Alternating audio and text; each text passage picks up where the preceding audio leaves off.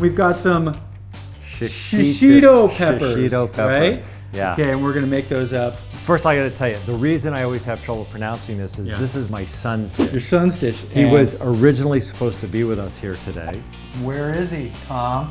He told me he had a couple of things that were super important. Super important, right? Like all 19-year-olds are doing Important right things. now. And I know in my heart. Of course, It is I can important. feel it Yeah. in my bones that he's doing something extremely important. He always posts on his Instagram story, so I thought I should check what he's doing. All right, let's see. Oh, that looks important. Yeah, it looks really important what he's doing. Oh, it's the Ferrari.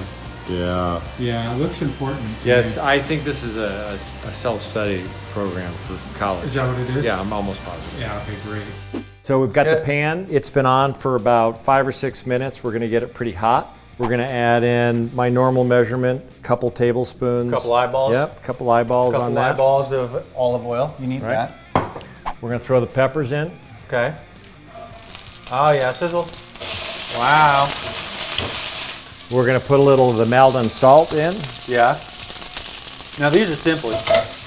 And thanks to Hayden for not coming and making them. Yeah, yeah. I mean, they're probably gonna be better, to be honest with you.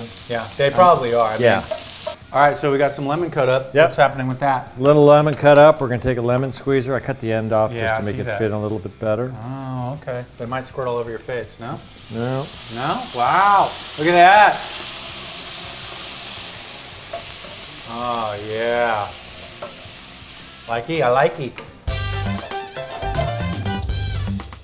We're gonna put a touch more lemon over them. One more sprinkle of salt, and we're gonna call it done. Oh, look at these peppers. They're so good.